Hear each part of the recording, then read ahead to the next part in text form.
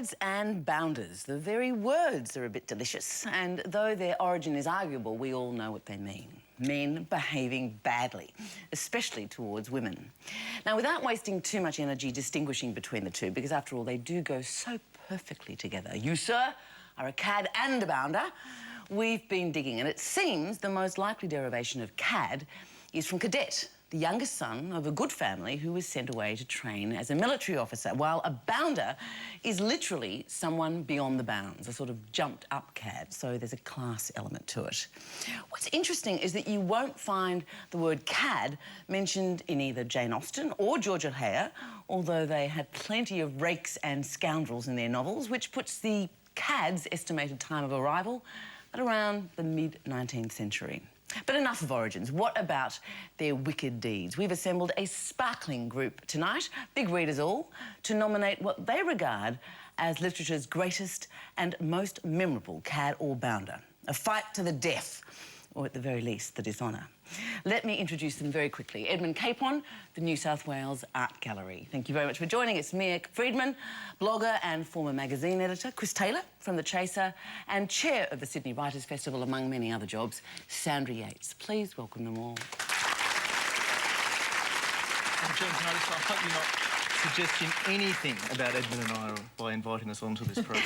Yeah. And nor am I suggesting anything about myself already. Accepting. We know why we're here. You know, he did say that the minute I invited him. He said, I know. And I said, oh, but I'm not suggesting... I know why I'm here. Well, we like a man who's clear with his own intentions and purity. Edmund, prosecute your cad. Now, I've chosen Flashman, and for fairly obvious reasons, I think. He's the quintessential cad and bounder. Now, if you don't know anything about Flashman, he's mid-19th century again, which is interesting, because you're absolutely right about that.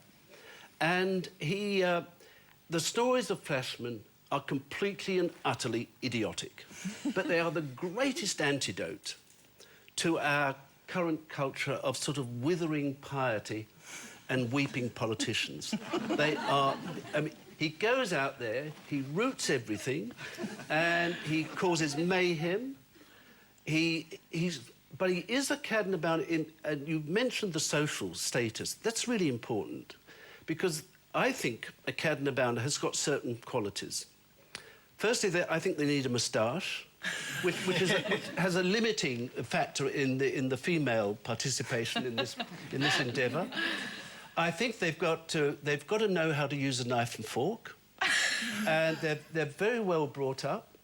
They behave rather well on the one hand and appallingly on the other. If you read The Great Game, which is the one that I've picked out of all these, every situation is substantiated by history.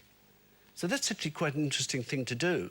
Well, it's a wonderful conceit, isn't it? This is George MacDonald Fraser's conceit, yeah. that Flashman was at Cawnpore and he was at... Meerut and Lucknow, and he was there. Little Bighorn. Yeah, and he was there, and he was suffering like mad. You know, he dressed up. Of course, he could speak umpteen languages, as cads and bounders can. They're wonderfully spontaneous. I think that's another thing. One of the problems with people who we think might be cads and bounders actually not. They're schemers and plotters. Cads and bounders are not schemers and plotters. Cads and bounders are spontaneous nerds who do spontaneous, naughty things because it's in their genes, it's in their adrenaline, and it's in their complete makeup. They cannot do anything but behave badly, and I applaud that completely. Sandra, what do you think of Flashman? Well, would you shag him? Never. Never. I would put pins in my eyes first. No, I thought he was a lout and a criminal. I've no time for him at all. And as for being sexy, and most of the women he shags, for heaven's sake, didn't seem to be terribly grateful. On the contrary, I mean, look at that. Look at that moustache. Well, you Sandra, it's probably full of food.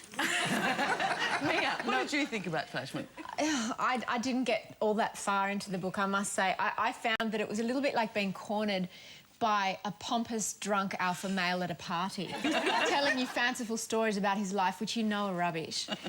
And I found it him a little bit tiresome. He was funny. He's totally tiresome. But He's tiresome. But he's knowingly... He actually... But he's knows all knowingly his funny, and policies, and as I say, he's a great... And we live in such pious, ridiculous times. You need somebody like this. Refreshing.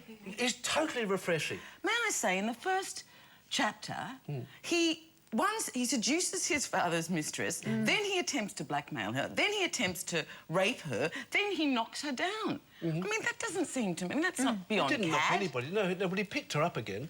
I'm sure.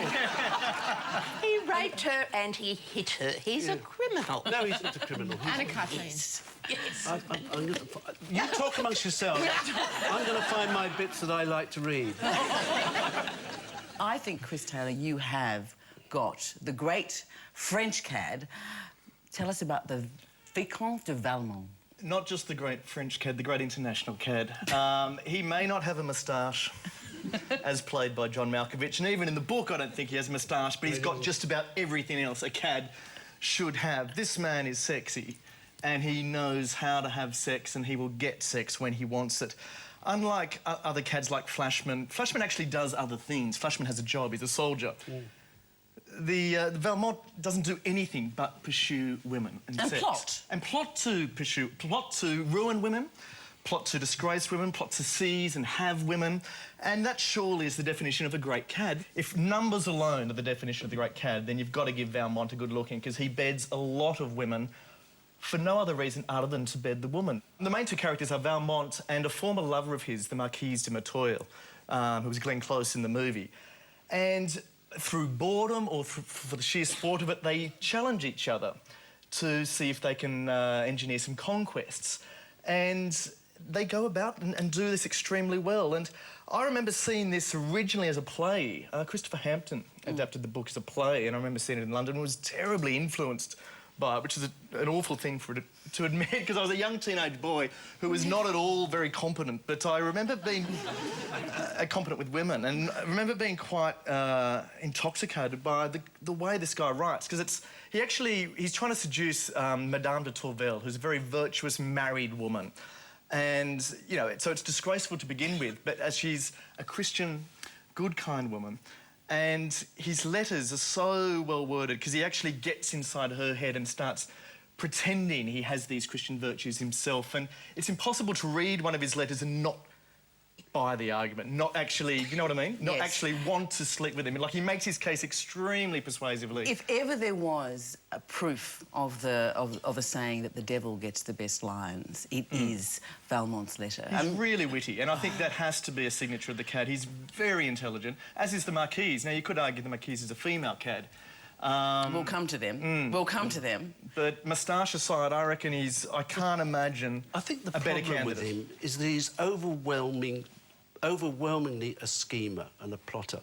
There's nothing spontaneous about Valmont. It's all worked out. And what were you saying? You plotting. think that I think calculation is that's all right. calculation and deception. I think spontaneity. I think Flashman is one of a kind, and I don't think he's the archetypal cad. I think Valmont is much closer to that because of the deception. I think if there's no deception, there's no caddery, because it's not just, oops, accidentally I broke your heart or ruined your life. There's got to be some level of plan and plotting behind being a cad. I thought Valmont was a wonderful cad. I disagree with Edmund. I think that the scheming is part of being a great cad, and his anticipation and his planning is... I mean, it's really chilling as he plots the destruction of this woman. Now, my turn. And we're returning to English cads now. And Where the whole thing was born, no doubt. where the whole thing was No born. doubt about it. Because they know how to use a knife and fork. Yes. Very important. Far from the Madding Crowd by Thomas Hardy. Now, Far from the Madding Crowd is about the independent, beautiful Bathsheba Everdeen and her three suitors. The first, Boldwood, is a gentleman farmer. The second, Gabriel Oak, is her devoted shepherd. The third, the man in the scarlet jacket, is the soldier seducer, Sergeant Frank Troy. Now, we know, I would argue he is a core cad. One, when we meet him as readers, he is in his officer's mess, And poor, lovelorn Fanny Robin, the servant girl, is throwing snowballs to attract his attention, saying, "Can we not have a date for our marriage, Frank?" 2, when our heroine Bathsheba first meets him, his spur becomes entangled in her skirt. And as Pretty good, that. he Good moment. untangles her, he flirts outrageously. She goes home and she says to her servant girl, the ancient equivalent of, "Who the hell is that guy?" And she says, "A walking ruin to young girls."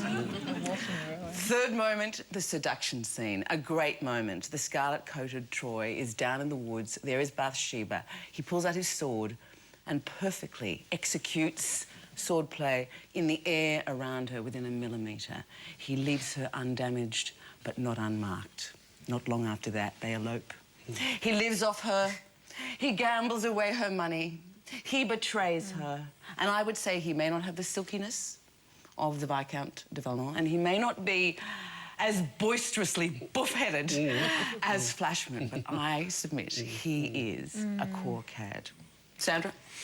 Oh, look, I found him a bit pedestrian, I have to say. I'm sorry about that. God, you're hard to please, aren't you? Any thoughts on Troy? I like Troy. Yeah. I think he's a cad. I don't like him. I think he's a cad. I think it's a good suggestion. Any lines that you'd find handy? I'd use most of Troy's lines this Friday night. I think he's got a relentlessness and a persistence about him, which I think is caddish. Like, even though Bathsheba knows he's Mr. Wrong at first, he sort of breaks her down. Because he, if we're to believe Hardy, he's dashingly handsome. And that, you know, in these sorts of books, that can be enough. Combine that with a nifty way with a sword. And that is one of the sexiest scenes in a romantic book of the time. When he's taking her into the forest and waving his big sword around her, doing all but touching her, and then just kissing her for the first time afterwards. It's a pretty cool scene. Yeah, Freudian. It's killing the whole thing. The metaphor's a little obvious, but I went with it. It's funny rereading that book because I read it when I was much younger, when that type of bad boy is so desirable and attractive. And I think as you get older, it's a little bit more what Sandra says, and you sort of think, oh, yes, I know that type. And upon rereading it now, at a different stage in my life, he was a lot less appealing, still very much caddish, but he's almost cad as plot device to drive our heroine to the right guy, being the trusty and dependable Gabriel Oak. How could you think that Gabriel Oak was going to get the girl? I mean, boy, Hardy didn't believe Talk it. about living up, Talk about living up to your name. Yes. Gabriel. It's a real tortoise and the hare moral, That's isn't it? right. The tortoise gets her in the end. Cad as morality tale. Yes. Sandra Yates, who is your chosen cad? The best cad. Edmund Capon. Well, then my second chosen cat. No, my chosen cat I thought about for all of 30 seconds. Heathcliff, the male protagonist of Emily Bronte's wonderful love story, Wuthering Heights. That struck me as fulfilling all the criteria. I'm not so sure how important elegance is to category. There's a certain finesse, a bit of foppishness about some cads, but there never is about Heathcliff. If a girl fancies a bit of rough, then Heathcliff's your man. Dark, brooding, Byronic, tempestuous. Oh. I'm having a hot flush. I thought that he was... I mean, his behaviour towards all women, including Cathy, the great love of his life, is scarcely anything to be admired. But the passion that envelops that story, its wonderful setting on the moors of Yorkshire, I just thought when I read it the first time, an embarrassing long time ago, but it was sex on a stick. I thought he was highly desirable. Heathcliff? But Heathcliff is a sullen so-and-so, for heaven's sake. Yeah, I mean, my problem with Heathcliff is that he's a compelling character, but he's less cad, more obsessive psychopath. And I thought that something about it... to be a cad, to me, you have to have a degree of emotional distance from the person that you're pursuing because you're trying to do it for your own greater good. He is so fixated and unhealthily obsessed with Catherine that it goes beyond caddery and becomes revenge and all sorts of different things. I think that's an interesting thing. The real cad and bounder is actually without passion. Because once you become passionate, then really you have a problem in being a cad and a bounder, in taking the mickey out of everything. You can't be in love. You A cad can't Well, love. look, may I just say, it may be a category error, but I am with Sandra on the, basically the demonic appeal of Heathcliff. I actually truly think, you say he's a psychopath, I think he's a misunderstood man. I think... Jennifer, you've got a real future out there. There's lots of them. Kathy just did not know how to handle him. She alienated him. She made him bitter. But really, a good woman would know what to do. Now, Sandra, Actually, I think that's true. You know, all of us fancy that we could have tamed Heathcliff. Yes. That all he needed was the love of the right woman, moi, The and he would classic have been female transformed. mistake. Chris. OK, Chris, we're out of this. Look, is he a cad? I don't think so. I think because he's obsessed with one woman and always is very respectful of that woman. I think that is quintessentially the antithesis of a cad. I think he's a great loyalist to Catherine rather than some... You could argue he's a cad to Isabella, his wife, but not to Catherine, the great love of his life. Mia, you're Yes. going to bring us to the contemporary. Your cad The is... contemporary cad. My Mr. cad Big. is Mr. Big from Sex and the City, Candace Bushnell's groundbreaking at the time novel that was about life in New York City in the early 90s, the pre-9/11 New York. And it was almost a precursor to chick lit, but it was... he is very much a contemporary cad in that Mr. Big is emotionally distant. And that certainly, compared to some of the ruination that our other cads have imposed upon the women in their life, doesn't seem to be much of a big deal. But in many ways, that's all that's left for the modern cad, because when you've got strong women, and obviously the strong woman in this case is Carrie Bradshaw, who's very different to the Carrie Bradshaw of the TV series, it must be said. She's a lot less likeable, perhaps, and a lot more tortured. All he can't give her is his commitment. So it's cad as commitment phobe. It's the he who dies with the most shags and no wedding ring wins kind of a cad. And It's Daniel Cleaver in Bridget Jones. Daniel was one of Cleaver, them. and I was tossing up between both of them, in that there's no grand plan. They're just not wanting to commit to the women in their lives. Well, this fits your... Good manners has he got? Yes, absolutely. Very important. He does have good Very manners. He's very His well fork dressed. works good. He needs to work on He's his knife a wealthy. bit. He's got a good job. See, he's financially independent. He does. I have a problem with this. I tried to read it, I can't. My mind goes nomadic very quickly.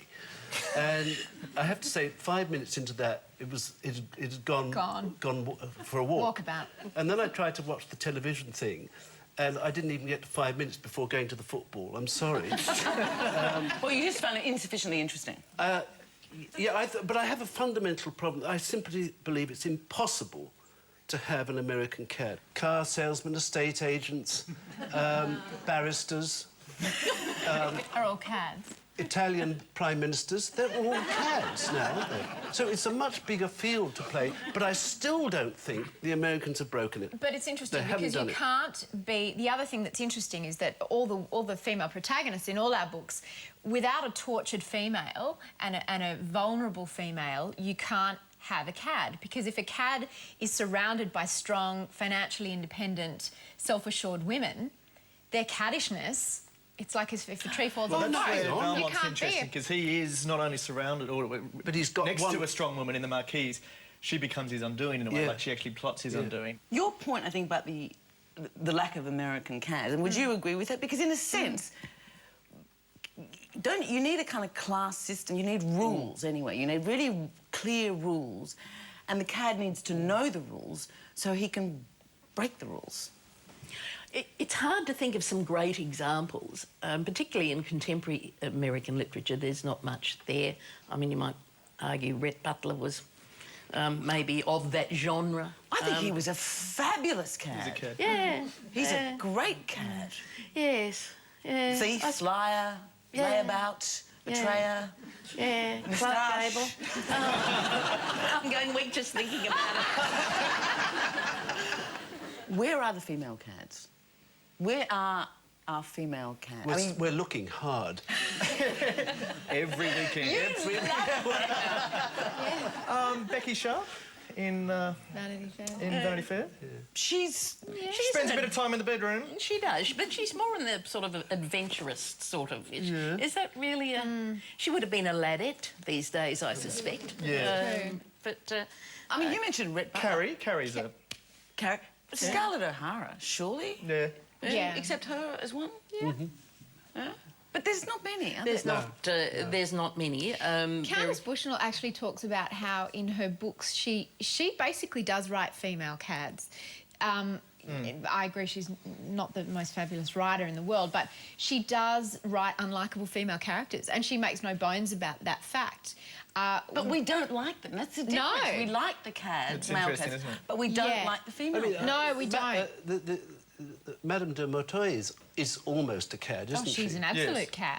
But in your interpretation, not in mine, because she's a plotter and a schemer above all other things. Yeah. And to me, that rules her out. Yeah, but that's because your We can flashy all is so say- thick. He's so You can't set the ground rules, Edmund. No. Like, Who's going to then? This is the thing. you're the one that said you love people that break all the rules, and then you've done nothing but set rules. So that give you the opportunity to break them, to prove your caddishness. Why do you think that female cads, you know, like, 'cause I think that's right, Carrie and her hideous ilk are, why don't we have them? Where have they gone? When you look at a lot of English literature from the time of the books we're talking about, like Hardy, Austen and Bronte, they kind of read as propaganda for caddishness. Like, characters like Wickham in Pride and Prejudice are endearing, and they set the rules. These authors sort of set the rules. I don't think we've seen any authors really going hard to set the rules for female sexual confidence or bad behaviour. I think what Candace Bushnell is doing is probably quite original in a sense. Now, it's a pity that there's deficiencies in the writing, and I actually really do like the TV show, and I think the TV show did break some ground about the way we perceive women and sex, but maybe it's something that writers are only really getting their head around now. And also, what do you call a female cad? I mean, let's be honest, Well, this is a problem again. Yeah. Because the word, if someone called me a cad, I wouldn't exactly mind. I wouldn't... What about if someone called you a You bastard? say that with surprise. But what about a bastard? I mean, that's kind of what we say. Bastard I'd accept, but I'd still date you. I mean, it's when you prick... You? A prick. Rake, cove, bounder, Yeah. these are all reasonably complimentary words. Scoundrel. Good. But Yeah. the word Libertine. libertine I really like. Yeah, Now we are. Libertine. But, yeah, with women, I guess, they're quite derogatory terms like slut or Yeah. whore. And... Gold I don't- digger. Gold digger, absolutely. And I don't know too many women at all who would enjoy being referred to by those terms. It may be that authors, who after all are writing for an audience, sense that we don't approve of women who behave like that. And so it's very hard to create sympathetic characters around them. And frankly, if you were hoping to sell lots of books, you might be looking for protagonists that people would identify with, and it would be such a recasting of the mould that there aren't great examples of contemporary authors who've pulled it off. Yeah. I think for female cads, rather than looking to literature, we'd have to go out and look around the streets. I think probably there's greater opportunity in reality than in literature. Is that right? And I think, that's right. Chris, I think that's we right. better get to work. If Mr. Big, and I think you're right, or Daniel Cleaver, are the examples of the Yeah. modern cad. They never get married. No. They never have children, so their genes do not continue. Are we looking at the end of the cad? The premise of a cad really depends on an inequality and an imbalance of power. And I think now that women are financially independent, they don't have to get married, all of these things, you can't... Yeah, but it's harder to be a cad. I know it's a challenge. We're up to it, aren't we? I can't... We're talking about relationships. The show's turned into Oprah. Well, let us return to the issue, though I do think it's very important that we need to continue our researches. There have been no books that I could find. There is actually no source material on cads and bounders. So research is important. Haven't you read the Warren Diaries? That is our program for tonight, and a huge thank you to my guests and bringers of cads. Thank you to Sandra Yates. Thank you to Chris Viscount Taylor, thank you to Mia Freedman. Thank you to Edmund Capon. It's been fantastic to have you.